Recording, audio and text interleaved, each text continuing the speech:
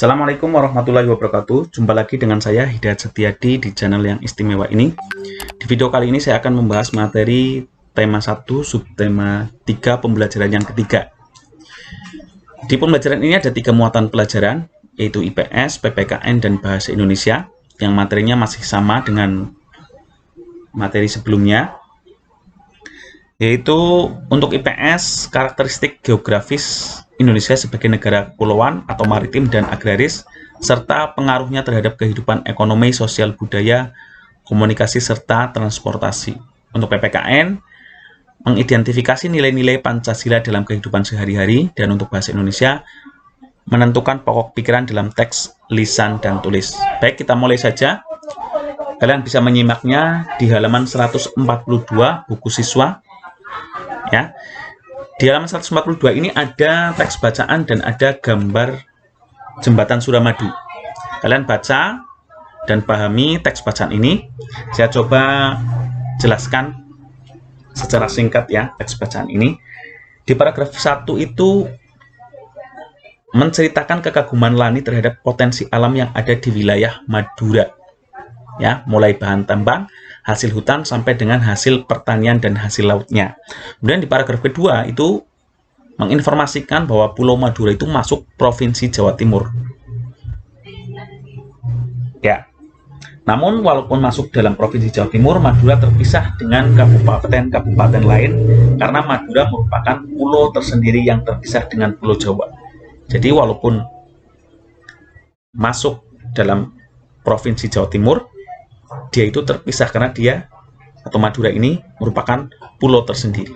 Kemudian yang paragraf ketiga itu menceritakan bagaimana berkat kemajuan pembangunan nasional, yaitu dengan dibangunnya jembatan Suramadu yang menghubungkan Surabaya dan Madura, sehingga untuk mencapai Pulau Madura kita bisa melalui perjalanan darat, itu melewati jembatan Suramadu.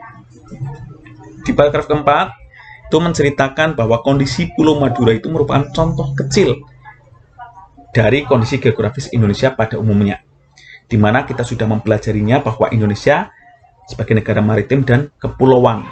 Ya, pulaunya sangat banyak, lautnya sangat luas, bahkan hampir 2/3 wilayahnya merupakan lautan. Jadi daratannya hanya 1/3 saja. Namun demikian, keadaan ini bukan menjadi penghalang bagi setiap suku bangsa di Indonesia untuk saling berhubungan dengan suku-suku bangsa lainnya. Itu halaman 142 penjelasannya mengenai teks bacaan tadi. Nah, di halaman 143 juga ada teks bacaan, kalian baca juga ini. Pokoknya harus membiasakan untuk membaca. Ya, di halaman 143 ini menceritakan beragamnya potensi yang dimiliki bangsa Indonesia, baik kondisi alam maupun kondisi sosial budayanya. Kita tahu Indonesia ini sangat beragam, baik dari suku bangsa, agama, golongan, dan masih banyak lagi keberagaman yang ada di Indonesia, yang menyebabkan keberagaman potensi yang dimiliki bangsa Indonesia. Namun perbedaan antara pulau yang satu dengan pulau yang lain tidaklah menjadi pemecah dan perenggan, namun justru menjadi pemersatu. Bahkan bisa menjadi saling melengkapi. Ya, ini tentang kondisi atau potensi yang ada di Indonesia. Dan di halaman 144 ini ada pengaruh kondisi geografis Indonesia sebagai negara maritim terhadap kehidupan ekonomi masyarakat. Ada banyak keuntungan yang didapat bangsa Indonesia dengan kondisi geografis yang ada, apalagi wilayah laut Indonesia ini sudah diakui secara internasional yang ditetapkan dalam UNCLOS tahun 1982. Dengan demikian, Indonesia diberi kewenangan untuk memanfaatkan potensi sumber daya laut. Selain itu, sumber daya alam laut yang dimiliki bangsa Indonesia itu sangat beragam, seperti terumbu karang, wisata bahari, sumber energi minyak dan gas bumi, bahan mineral, dan juga media transportasi antar pulau.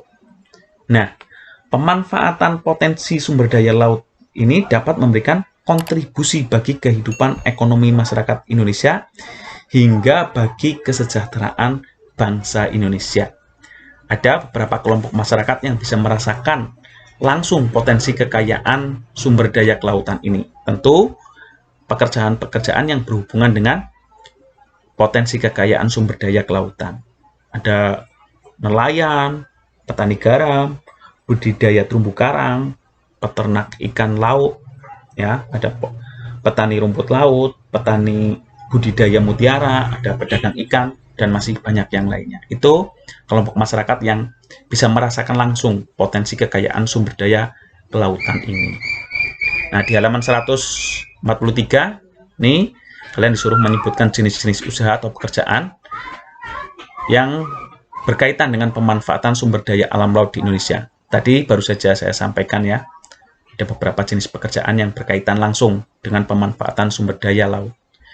Kemudian ada yang kedua, tadi pengaruh terhadap kehidupan sosial ekonomi ini terhadap sosial masyarakat. Ya, terhadap sosial masyarakat, kita tahu bahwa Indonesia ini letaknya sangat strategis sehingga bisa menjadi jalur perdagangan dunia.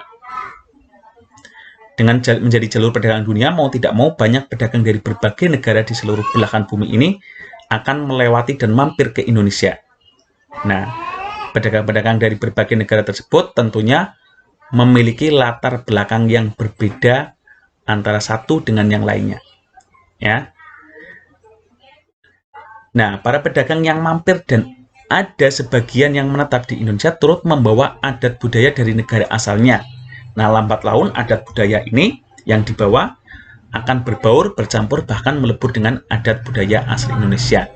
Nah, ini contoh dampak yang diakibatkan dari letak dan kondisi geografis bangsa Indonesia sebagai negara maritim atau kepulauan. Ini kalian bisa baca ya, ada 5. Yang pertama, komunikasi dan interaksi antar penduduk menjadi lebih mudah, baik antara warga negara Indonesia maupun orang Indonesia dengan warga asing. Hal ini didukung adanya kemajuan teknologi di bidang pelayaran antar pulau dan antar negara. Kemudian terjadinya pembauran, pencampuran atau peleburan nilai-nilai antar pulau dan antar negara. Yang ketiga, munculnya perkampungan-perkampungan etnis tertentu seperti Pecinan ya, dan Kampung Arab. Yang keempat, terjadinya perubahan perilaku masyarakat karena pengaruh masuknya pola dan nilai perilaku dari pulau, daerah maupun negara lain. Yang terakhir, terjadinya perpindahan ilmu pengetahuan dan teknologi. Ya, di selanjutnya ini ayo menulis, kalian disuruh menuliskan dampak positif dan dampak negatif dari letak dan kondisi geografis Indonesia. Positifnya apa, negatifnya apa. Atau saya sampaikan saja langsung ya dampak positifnya ini. Yang pertama, ada ribuan spesies ikan yang ada di Laut Indonesia. Karena Laut Indonesia sangat luas ya, sehingga ribuan ikan atau spesies ikan sehingga bisa menjadi bahan penelitian. Kemudian karena ikannya yang melimpah ini, kita bisa dengan mudah mendapatkannya untuk dikonsumsi.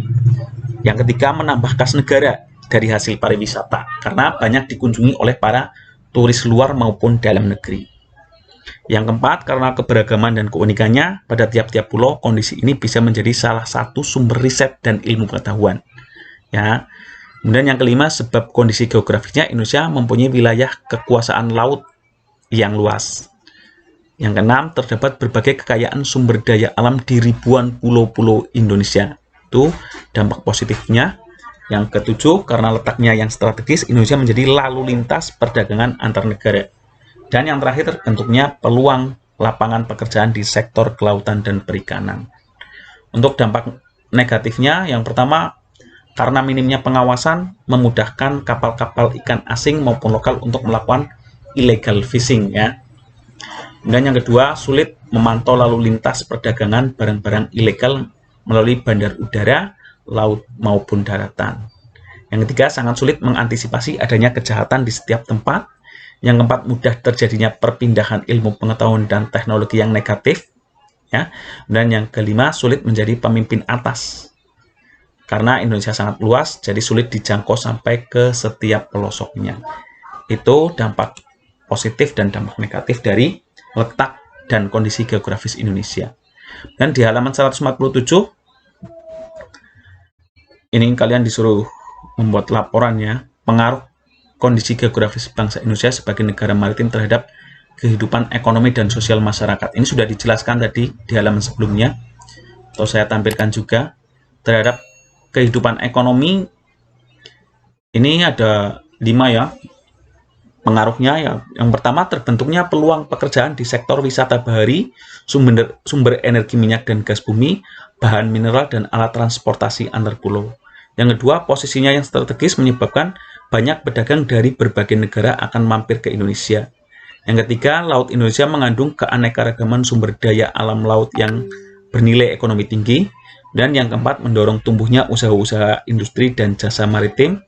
Dan yang terakhir, mendorong perdagangan antar pulau maupun perdagangan luar negeri melalui laut. Itu pengaruh terhadap kehidupan ekonomi. Terhadap kehidupan sosial, tadi sebenarnya sudah di halaman sebelumnya sudah ada ya. Terjadinya perubahan perilaku masyarakat karena pengaruh masuknya pola dan nilai perilaku dari pulau atau negara lain. Kemudian munculnya perkampungan etnis tertentu seperti pecinan dan kampung Arab. Terjadinya pembauran, pencampuran atau peleburan nilai-nilai antar pulau dan antar negara. Terjadinya perpindahan ilmu pengetahuan dan teknologi. Kemudian adanya kemajuan teknologi di bidang pelayaran antar pulau dan antar negara. Itu pengaruh terhadap kehidupan ekonomi dan kehidupan sosial dari kondisi geografis bangsa Indonesia. Dan halaman 147, ini bacaan ya, ini kemuatan pelajaran bahasa Indonesia. Kalian baca, ini ada beberapa paragraf banyak. Ini lewati saja ya. Saya jelaskan saja bahwa ada 11 paragraf di sini. Kalian disuruh menentukan ide pokok. Nah, ide pokok untuk tingkat SD itu biasanya, walaupun tidak selalu, tapi biasanya berada di awal paragraf.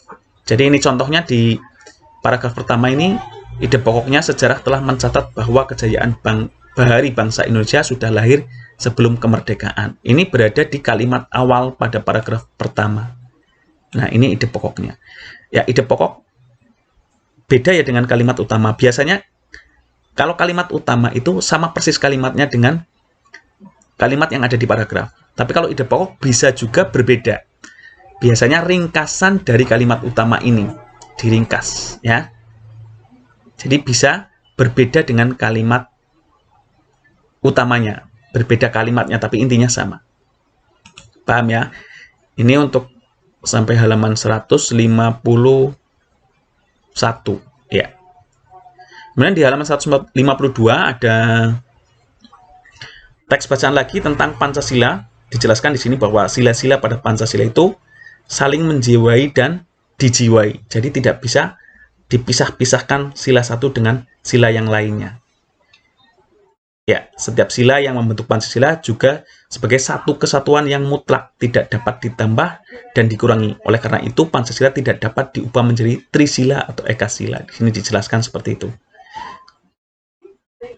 Ya, kemudian untuk halaman 153, kalian disuruh menentukan kegiatan ini yang ada di sebelah kiri ini itu mencerminkan sila keberapa. Contohnya ini, pemilihan ketua kelas itu mencerminkan sila keberapa. Di sini keadilan sosial bagi seluruh rakyat Indonesia, sila kelima ya.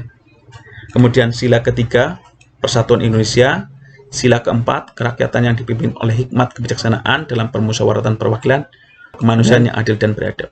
Sila kedua. Kemudian untuk yang 4 ini, kalian suruh menentukan masuk ke sila berapa. Seperti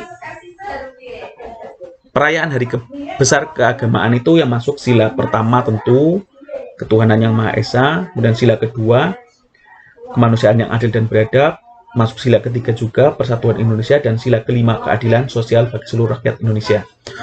Untuk kegiatan gotong royong ini masuknya sila kedua, 3 dan 5. Sila kedua kemanusiaan yang adil dan beradab, sila ketiga persatuan Indonesia, dan sila kelima keadilan sosial bagi seluruh rakyat Indonesia. Untuk musyawarah mufakat tentu ini masuknya sila kedua, 3 dan 4 ya. Kemanusiaan yang adil dan beradab, persatuan Indonesia, dan kerakyatan yang dipimpin oleh hikmat kebijaksanaan dalam permusyawaratan perwakilan. Untuk yang terakhir ini masuknya sila ke-1, 2, 3 dan 5. Ketuhanan yang Maha Esa ini ya, menjenguk orang sakit, itu masuk ke sila pertama.